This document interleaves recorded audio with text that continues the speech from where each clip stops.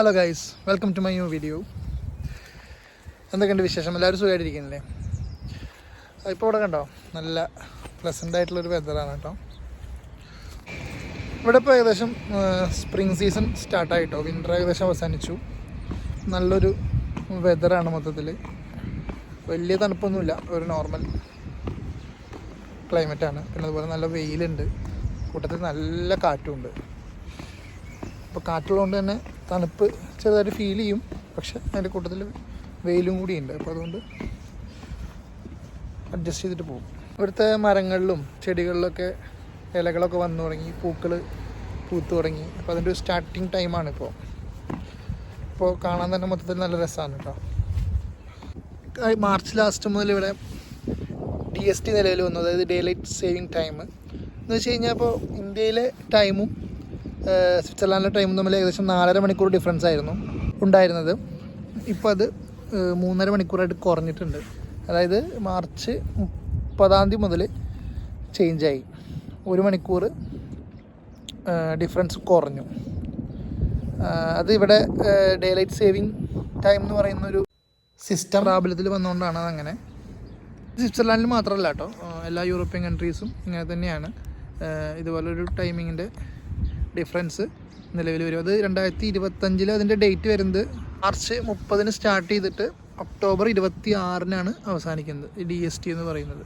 October 26 ശേഷം വീണ്ടും 4.5 മണിക്കൂർ ഡിഫറൻസായി മാറും.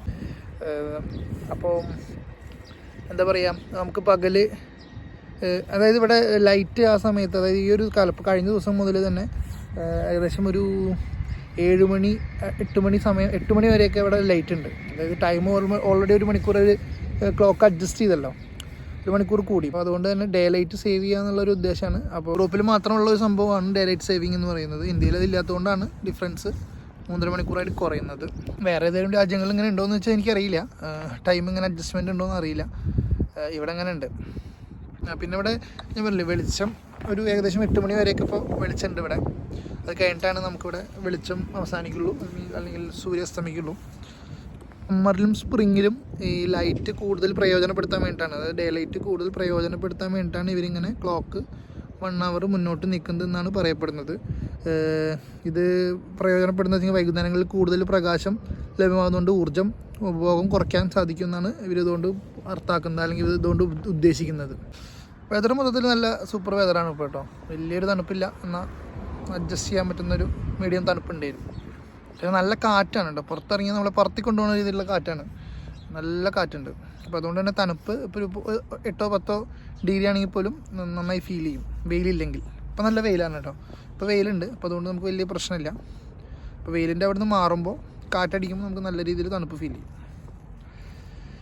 ഓക്കെ, അപ്പോൾ ഇതാണ് ഇപ്പോഴത്തെ വെതറിൻ്റെ അവസ്ഥ. Okay, by.